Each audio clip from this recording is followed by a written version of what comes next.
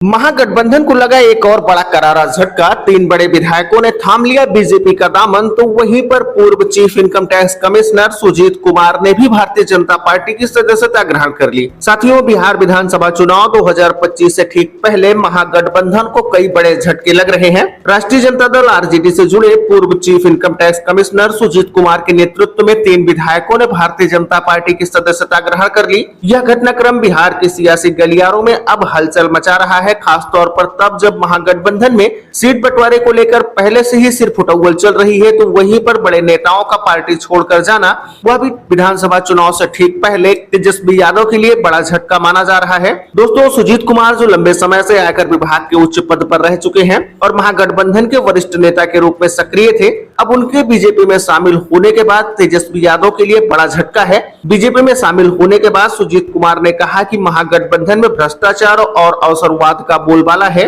हम प्रधानमंत्री नरेंद्र मोदी के सबका साथ सबका विकास के विजन से प्रेरित होकर बीजेपी में आए हैं। बिहार के विकास के लिए एनडीए के साथ कंधे से कंधा मिलाकर काम करेंगे। उनके साथ शामिल हुए 3 विधायकों में मोहनिया से संगीता कुमारी, भभुआ से भारत बिंद और एक निर्दलीय विधायक शामिल हैं, जो हाल ही में महागठबंधन के पाले में थे, लेकिन अब उन्होंने सुजीत कुमार के साथ बीजेपी की सदस्यता ग्रहण कर ली। दोस्तों, बिहार विधानसभा चुनाव जैसे जैसे करीब आ रहा है, दल बदल का दौर बिहार में तेज हो गया है। विपक्षी गठबंधन को हाल के दिनों में कई झटके लगे।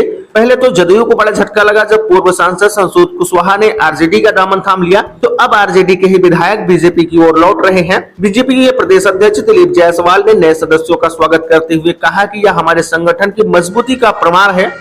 आने वाले चुनाव में एनडीए की जीत सुनिश्चित करने के लिए ये सभी योद्धा महत्वपूर्ण भूमिका निभाएंगे। राजनीतिक विश्लेषकों का भी मानना है कि यह घटना महागठबंधन की एकजुटता पर कड़े सवाल खड़े कर रही है। लेफ्ट पार्टियों के साथ सीट बंटवारे पर विवाद के बीच यह ब्रेन डेड गठबंधन के लिए चुनौती बन सकता है। दूसरी ओर बीजेपी को इससे बड़ी मजबूती मिल सकती है, खासतौर पर ग्रामीण और पिछले इलाकों में भारतीय जनता पार्टी नेताओं के शामिल होने से बड़ी बढ़त हासिल कर सकती है। महागठबंधन के नेताओं की तरफ से अभी तक इस पर कोई आधिकारिक प्रतिक्रिया तो सामने नहीं आई है, लेकिन सियासी हलचल तेज है। क्या यह केवल बिहार में शुरुआत है या रणनीति का हिस्सा है?